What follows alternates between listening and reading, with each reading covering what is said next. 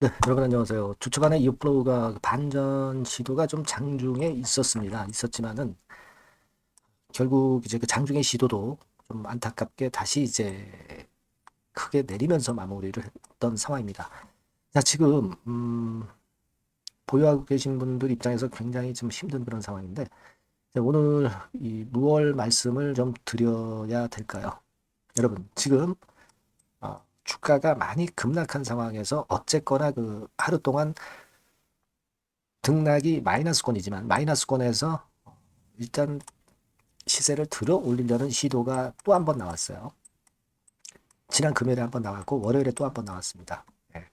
그래서 이 대량 거래된 부분이 손이 바뀌어가지고 매도 물량이 다 털리고 그리고 새로운 매수 세력이 엄청 들어오면서 주가가 반전을 진짜 할 것이냐. 네. 아니면 이 대량 거래가 됐다 하더라도 다시 또 밑으로 밀리는 패턴이 발생하는 것이냐, 다시 저점이 또 나와야 되느냐. 네, 이 부분을 잘 생각해 봐야 될 것 같습니다.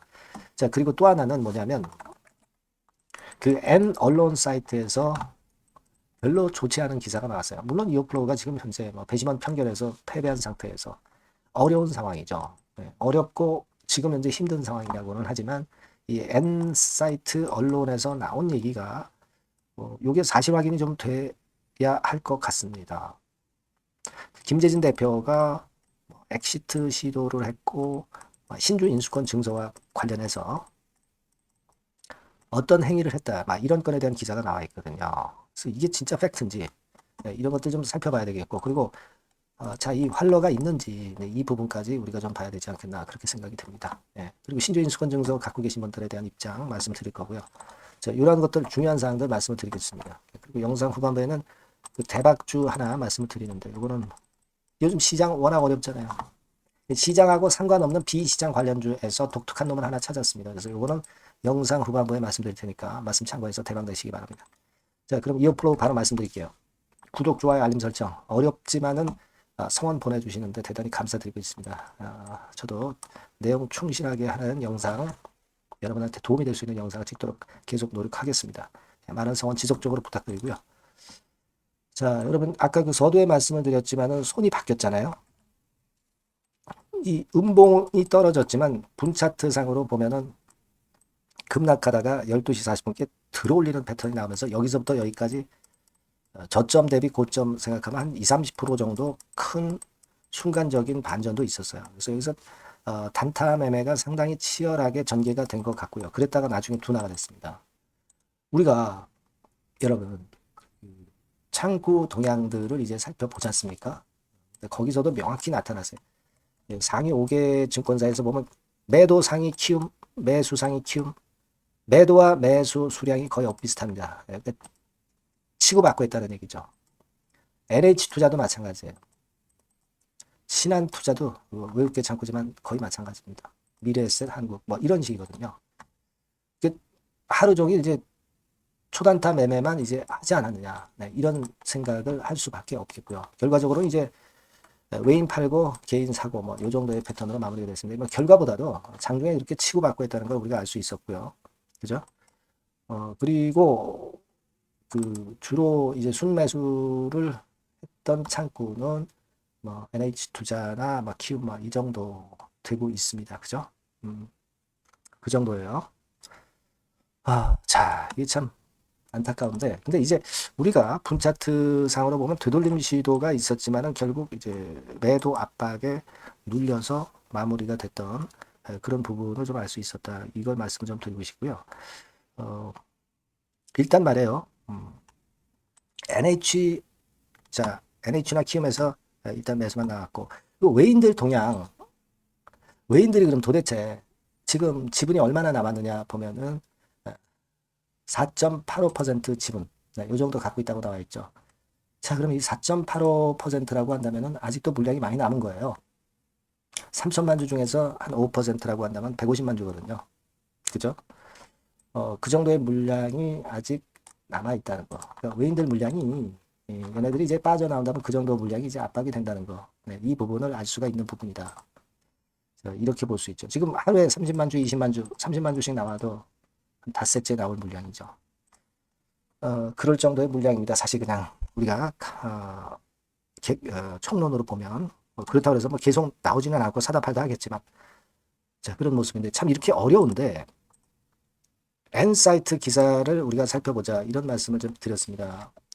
결국 이제 여기 나옵니다만은 녹색경제신문에서 12월 9일 06시경에 김재진 대표의 엑세스트 시도서 비롯된 소송 리스크 해가지고 쭉 나왔어요. 그러니까 내용은 전부 여기다 나와 있는 그대로예요. 그죠? 나중에 한번 읽어보실 필요가 있습니다. 근데 여기서 이제 중요한 것은 그 다음에 12월 9일 장 마감되고 한 5시쯤에 또 기사가 하나 나왔는데 여기 보면은 신주 인수권 증서를 김 대표도 받았을 거 아니에요. 근데 이미 매도해서 현금화 됐다는 이야기가 기사로 실려 있습니다. 자, 이거는 좀 주주분 입장에서는 배신을 당한 그런 느낌이 없지 않아 들죠. 물론 돈이 없어서 이제 신주 인수권 증서, 신주의 유상증자에 참여하는 것을 안 했을 수도 있겠지만은 중요한 거는요. 배심원 평결이 나오기 전에 신주 인수권 증서를 매도를 했다고 한다면 자 이것은 그 평결 결과가 별로 안 좋게 나타날 것을 알고 미리 매도한 거 아니냐 이런 추측을 우리가 불러일으킬 수 있다는 겁니다. 그렇지 않겠습니까?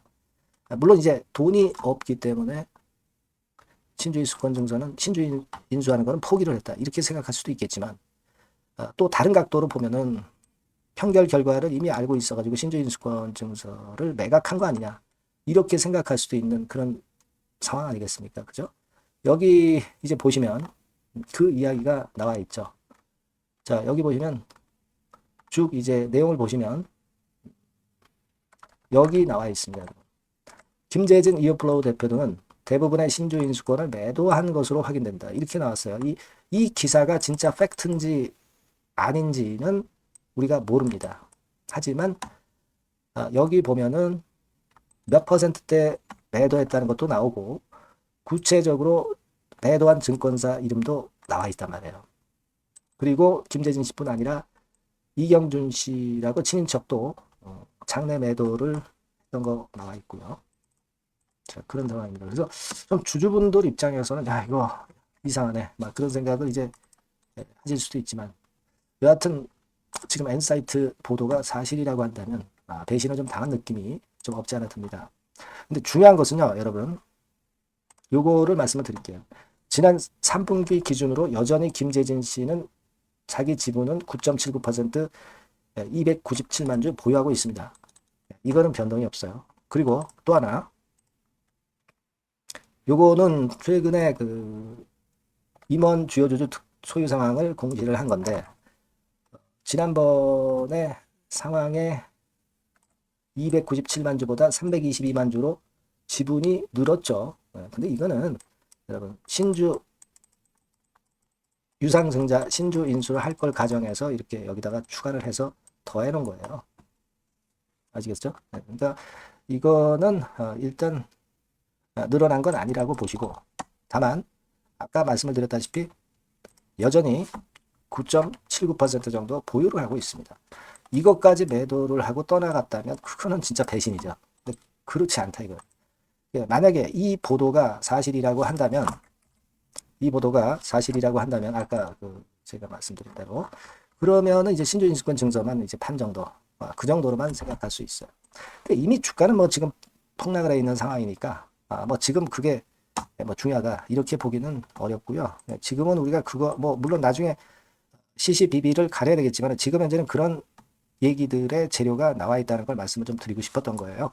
네, 그렇게 말씀을 좀 드렸고 그리고 지금 여하튼 우리가 이어플로우 주주님들이 또는 보유하신 분들이 가장 궁금한 게 지금 여기서 다시 되돌릴 수 있느냐 이건데 자 우리가 이걸 한번 좀 볼 필요가 있습니다. 매물 부담 차트로 분 차트 3분 차트를 한번 보시면 자 요게 이제 좀 짧게 봐가지고 제가 보여드리면 이렇게 됐잖아요. 그러니까 요게 3분 차트로 본 매물 상황입니다. 매물이 어디에 많이 몰려 있느냐 이겁니다.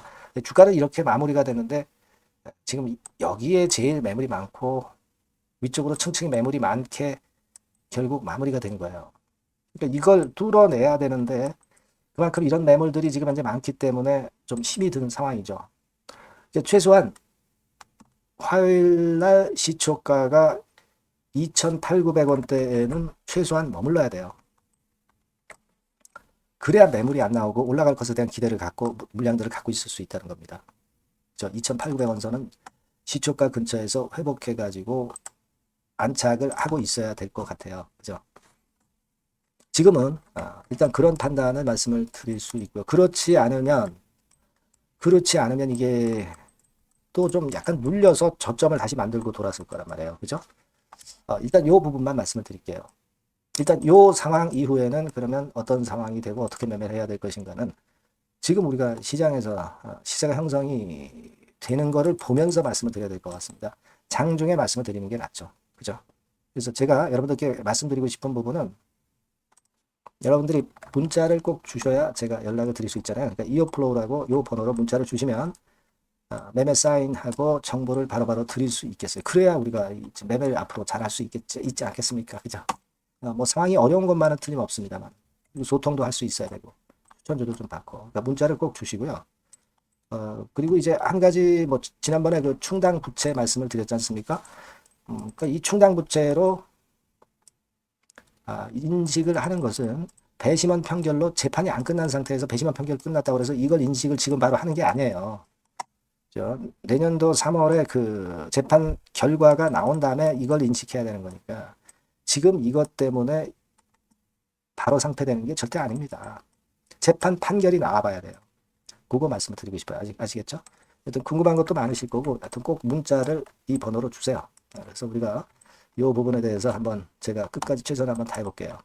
자, 그렇게 말씀드립니다. 네. 자, 그리고 제가 대박주 말씀을 드린다고 그랬잖아요. 요거 말씀드릴 거니까 말씀 잘 듣고 꼭 대박 내시기 바랍니다. 네, 여러분 시장이 참 어렵습니다. 어렵기 때문에 여러분들은 시장과 상관없이 진짜 독특한 매력을 지닌 비시장 관련주를 해야 합니다. 네, 요 대박주를 제가 오늘 말씀을 좀 드리고자 합니다.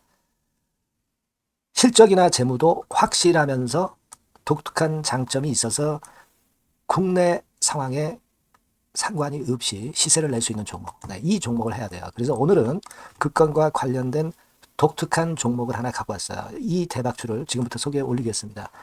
자, 여러분 이 주가 자체는요. 부담이 안 가요. 1,000원에서 한 5,000원 정도입니다. 그러니까 여러분 어떻겠어요? 좀 가벼운 맛이 있겠죠. 근데 보통 여러분들이 그냥 1,000원에서 5,000원짜리 정도면 야 그거 뭐 재무도 형편없고 실적도 형편없을 거 아니냐 이렇게 생각하실 수가 있는데 여러분 섹터가 우량 중형주에 속해 있고요. 시총이 벌써 3,000억 내지 6,000억 간다. 네, 그러면 이걸 저가 주면서 부실한 종목이라고 할 수 있겠습니까? 절대 그렇게 얘기할 수 없어요. 자본 총계, 그러니까 이 회사의 재산도 보시면은요. 5,000억에서 한 9,000억 정도 가는 종목입니다. 그러니까 여러분들이 생각하는 부실 잡주하고는 차원이 좀 틀리다. 네, 저는 그렇게 보고 있고요. 목표는 더블 정도를 보고 있습니다. 네, 최소한의 가격이라고 보고요. 투자 기간은 1 내지 2개월 정도 생각하고 있습니다. 먼저 여러분 주가 차트를 한번 볼까요? 네, 제가 한번 보여드릴게요. 자, 요게 이제 주봉 차트입니다, 여러분. 네, 주봉 차트. 자, 이게 뭐 한 1년여 이상을 등락을 거듭하면서 눌릴 대로 눌리다가 이제 딱 최근에 좀 올라오다가 눌렀다가 다시 이렇게 커브를 그릴 가능성이 높습니다. 이렇게 커브를 그린다는 건의 생각은요. 그냥 제가 감으로 말씀드리는 게 아니고 확실한 근거를 말씀을 좀 드릴 거예요. 등락 이후에 폭발 초기라 이런 얘기예요. 그리고 저퍼예요. 네, 저 PBR입니다. 근데 이번에 실적도 엄청 좋아요. 아시겠습니까? 네, 요런 강점이 있다 이겁니다. 네. 그리고 시장 관련주가 아니에요. 네, 비시장 관련주에 주목을 해볼 필요가 있다 이겁니다. 네. 그리고 쌍끌이 기관 매수, 외인 매수가 들어오는 초기 국면이에요. 그래서 이걸 확인을 시켜드릴 거예요. 그래서 최소 더블 정도는 봐야 되지 않겠는가 그렇게 생각하고 있어요. 자, 월봉 차트는 되게 이런 모습입니다. 월봉 같은 경우도 눌려서 결국 여기서 시세를 내면은 최소한 여기까지 가고 이걸 돌파할 가능성도 높죠. 그 독특한 강점 때문에. 네. 자, 그럴 수 있는 종목이다 이런 얘기입니다. 그래서 요건과 관련해서 제가 말씀을 드리자면은 최대 강점은 비시장 관련주고 시총이 작고 하니까 가벼워요. 가볍습니다, 여러분. 상장 주식 수가 뭐 엄청 많은 종목이 아니에요. 재무나 실적이 탄탄합니다, 여러분. 요거를 제가 보여드리면 자, 요게 이제 제가 조금 흐릿하게 했습니다만은 3분기까지가 작년 대비해가지고 30% 증가했어요. 근데 이거는 아무것도 아니에요. 4분기 실적이 폭증이 여러분 예상이 되는 거예요. 왜 4분기 실적이 폭증할까? 왜 4분기 실적이 폭증할까요, 여러분?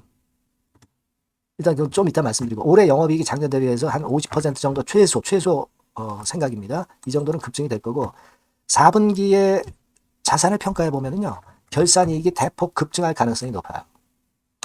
이게 이제 연단입니다. 그래서 이번에 실적이 나오겠죠. 예. 그거예요, 핵심은 여러분. 예, 요걸 제가 말씀을 좀 드리고 싶고 매년 한 500억 내지 1000억 영업이익이 안정되게 나오면서 이번에 실적이 폭증할 거다. 저는 그런 생각을 합니다. 그 기본적인 거는요. 그 핵심 되는 재료는 바로 이겁니다. 글로벌 자산 관련 특별한 호재가 최대 핵심이에요. 특히 미국 시장 관련해서 초강점을 보유하고 있다. 네, 요걸 여러분들 꼭 잊지 마셔야 됩니다. 네.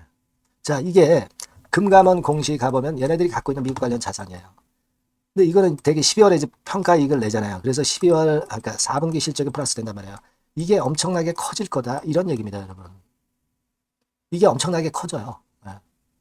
그러니까 아마 제가 볼 때는 미국 관련해가지고 자산의 평가가 엄청 클 텐데, 뭐 한 30만 주 정도, 뭐 이런 정도 아마 갖고 있는 것으로 제가 알고 있어요. 그거는 나중에 여러분들 한번 확인을 해보시기 바랍니다. 그래서 이게 핵심이에요, 여러분. 네, 이게 핵심입니다. 네, 이게 엄청날 것이다. 이거 우리가 꼭 잊지 말아야 되겠다는 겁니다. 그게 핵심이에요, 여러분. 네, 그런데다가 지금 현재 뭐 퍼 PBR 보면은 저 PBR이에요. 당연히 이제 주가 분출할 수 있는 그런 가치적인 평가도 돼 있고. 연기금 외인 같은 경우도 쌍끌이 매집이 시작되고 있습니다, 여러분. 네, 자, 여기 보시다시피 확실하게 기관 외인 쌍끌이 하고 있죠. 네, 쌍끌이 하고 있습니다. 이제 시작이에요. 네, 빨간 게 외인, 초록색 기관입니다. 네. 이미 크게 올라서 매집을 했다면은 그거는 사실 타이밍이 안 좋죠. 근데 그렇지 않다는 겁니다. 네. 그리고 참고적으로 그 유동성 같은 경우는 엄청 커요. 유동성도 대개 한 3천억에서 한 7천억 요 사이를 유동성, 현금 유동성도 갖고 있습니다. 자, 요런 건 여러분 꼭 해보셔야 돼요. 자, 이 대박주는 여러분들이 대박주라고 문자를 주세요. 번호는 앞에서 말씀드린 번호랑 똑같습니다. 전화번호는 뭐라고 말씀을 주시면 되냐면 문자를 주시면 되면 대박주 이렇게 주시면 제가 매수부터 중간 AS부터 매도까지 최선을 다해서 여러분들 꼭 모실 겁니다. 아시겠죠? 대박주라고 꼭 문자 주셔서 큰 수익 얻어 가시기 바랍니다. 네, 감사합니다.